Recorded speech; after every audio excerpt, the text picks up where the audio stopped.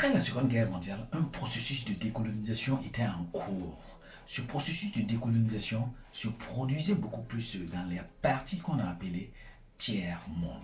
On a vu par exemple qu'en Inde, les Britanniques se sont retirés au fur et à mesure. Ça a été un retrait un peu négocié. Mais ce processus de décolonisation, autour des années 1950 jusqu'en 1960, sera beaucoup plus militarisé et va causer beaucoup plus de morts. En Afrique du Sud, nous avons un processus qui peut être considéré comme de décolonisation. Parce que les descendants des Déboers et même des Britanniques qui étaient arrivés en Afrique du Sud autour du XVIIIe siècle considèrent l'Afrique du Sud comme leur pays. Et pour eux, l'Afrique du Sud est leur pays. C'est une minorité blanche dans une grande population noire. En Afrique du Sud, un système d'apartheid sera installé par cette minorité blanche. Et dans ce système d'apartheid, la division était claire. Les Noirs et même les migrants indiens devaient rester d'un seul côté et les Blancs doivent être de leur parti. C'est-à-dire qu'il y a une division, une séparation nette et claire des différentes races. Et tout était séparé.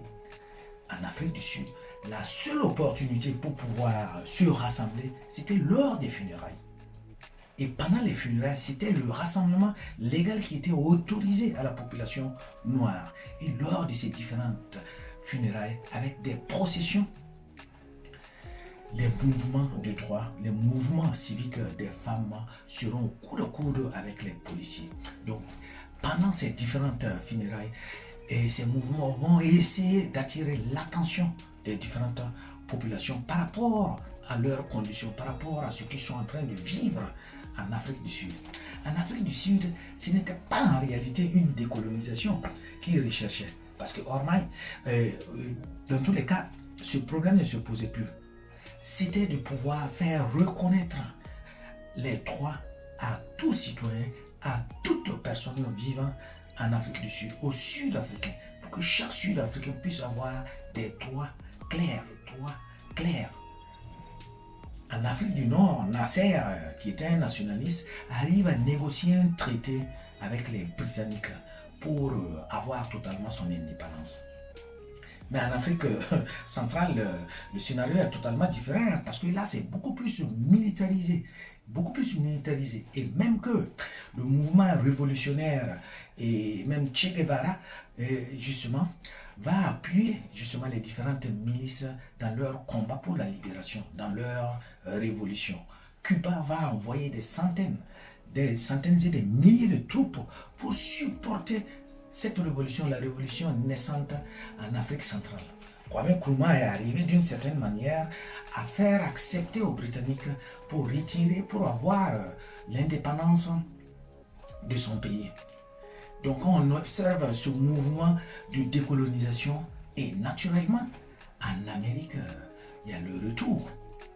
Parce que les Américains noirs sont en train de réclamer et veulent beaucoup plus de droits. On ne parlait plus, ce n'était plus le racisme pur et dur, mais c'était beaucoup plus des lois d'une manière ségrégationniste qui ont été votées. Ces lois sont votées justement pour encadrer et tenir hors de portée la population noire.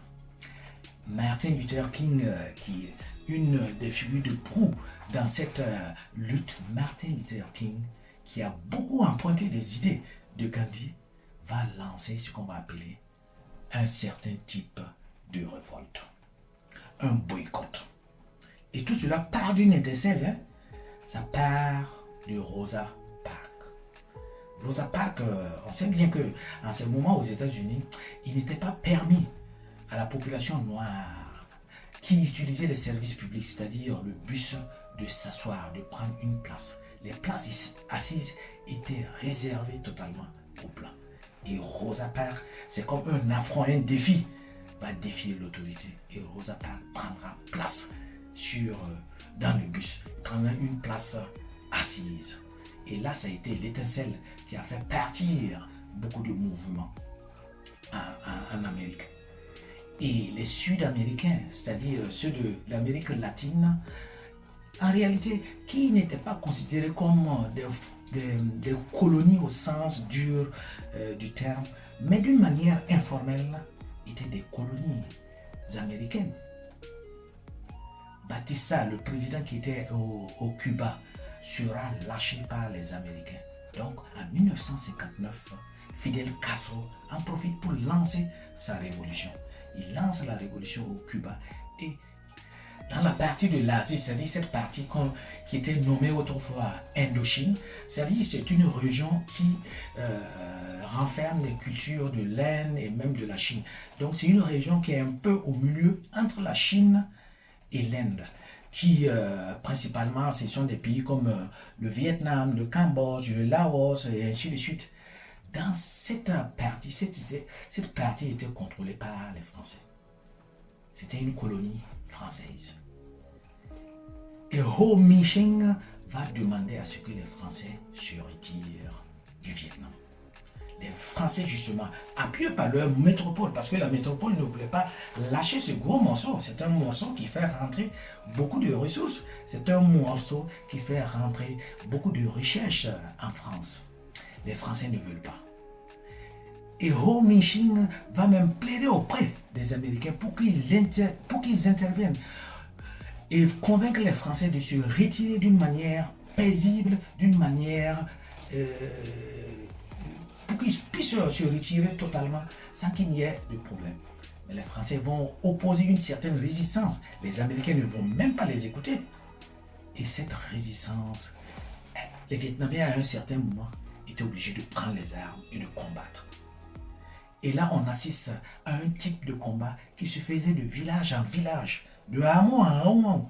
C'était une sorte de guérilla. C'était une guerre une manière de faire la guerre qui auparavant n'existait pas.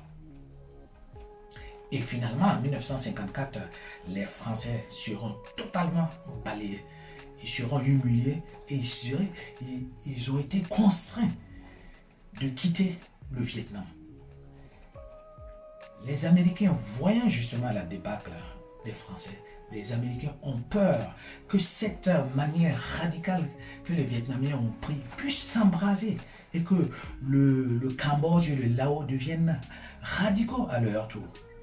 Et ils avaient beaucoup plus les yeux sur l'Indonésie parce qu'on sait bien, l'Indonésie a été ce hub où transitaient ces différentes... c'est un hub commercial. C'est-à-dire, en passant par l'Indonésie, on acheminait naturellement les produits, justement les épices, pour les écouler facilement dans les différentes parties du monde. Donc les Américains avaient peur que l'Indonésie se radicalise. Donc ce qu'ils feront en 1959, c'est d'envoyer leurs troupes pour soutenir une partie du Vietnam. Car le Vietnam a été scindé en deux. Il y avait la partie sud qui était appuyée par les Américains. Et ça sera un moment très sanglant. Ce sera des batailles. C'est-à-dire les États-Unis se retrouvent, comme on va appeler, dans un gouffre. Ils se sont engouffrés au Vietnam, ils ne peuvent pas en ressortir. Ce gouffre serait un gouffre humain, même un gouffre financier pour eux. Ça va beaucoup peser sur leur balance. Les États-Unis voulaient gagner cette guerre, mais c'était une guerre qui était très difficile. Et même c'est une des guerres les plus atroces qui aura lieu. Parce qu'en 1968, il y a eu une division, la 20e division, qui justement est des États-Unis, qui va totalement égorger 500 Vietnamiens. Tellement ça faisait ravage, tellement c'était difficile de mener cette guerre, parce que ça se faisait de village en village, ça se passait de hameau en hameau. Donc on n'arrivait pas à faire la différence entre le combattant et le civil. Mais ces images atroces seront relayées et vont arriver au cœur même des États-Unis, à la presse des États-Unis, et la population américaine commence à se poser des questions. Pour quelles raisons nous sommes en train de soutenir cette partie sud du Vietnam? Il y a eu plusieurs causalités dans ce mouvement libératoire. 3 à 4 millions de Vietnamiens vont périr. 1,5 million à 2 millions de Cambodgiens et des Laotiens vont perdre la vie. ce mouvement libératoire. Donc le processus de décolonisation, qui au départ a commencé d'une manière souple, s'est endurci, est devenu un processus de décolonisation très très violent et très très militarisé.